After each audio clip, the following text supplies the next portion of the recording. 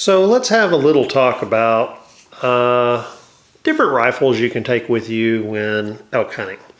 So right down here I have kind of the lower end of my stock, personal stock. And this is a Remington American 30-06. Decent rifle, only ran me about 250 bucks back in the day.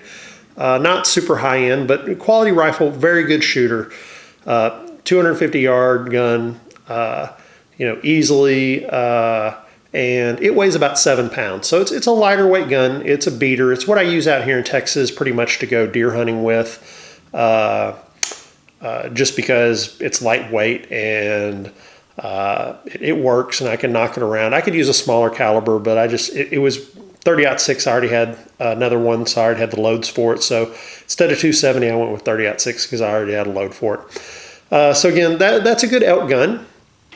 Lightweight, close range gun, 7 pounds, good to walk in the mountains with. Now the next gun I have here is a Remington 700. It's got a Leupold scope with a 40 millimeter objective, and it weighs about 8 pounds.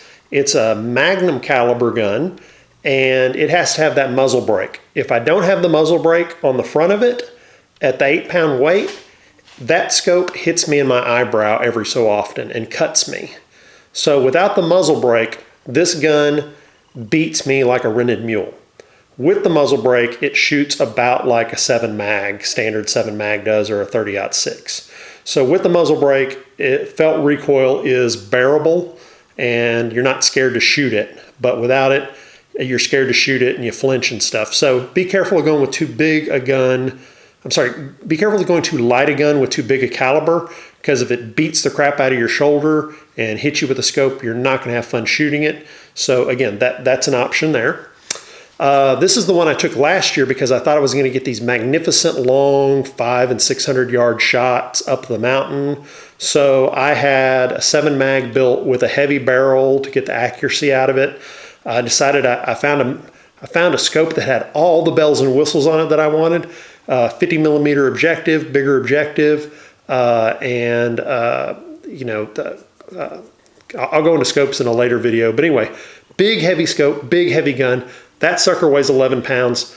I called that 11 pound barbell of a gun around the mountains for 5 days, and I will probably never do that again. I mean, if I ever go to a place where I'm going to have super long shots and there's no cover or brush, I might consider taking that, especially if someone will drive me there or give me a horse to ride.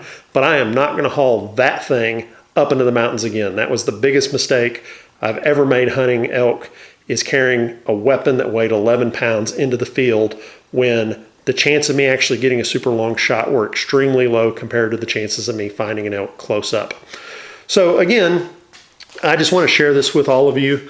You can go with a 7 pound gun, an 8 pound gun, an 11 pound gun. It depends on where you're going and what type of shot you're going to get. If you are a person who is going to ride a 4-wheeler in or ride a horse in, then heavy gun's not that big a deal. You're not carrying it that much. If you're a person like me who actually hikes in, then getting a lighter scope and a lighter gun is the way to go. So again, be careful not to make the same mistake I did, where I took way too heavy a gun into the field and was too stubborn and miserable to put it back in the truck and grab my other one when I should have. So I hope this kind of helps when you're thinking about how you're going to hunt, what weight gun you want to take with you. You definitely want to, if you're do-it-yourselfer and you're hiking in on foot, go with one of the lighter weight guns. 7, 8, 9 pounds are all bearable. 8 is probably your most common weight on most bolt action guns that are magnums, just so the felt recoil isn't horrible. Again, I hope this helps, and good luck to you.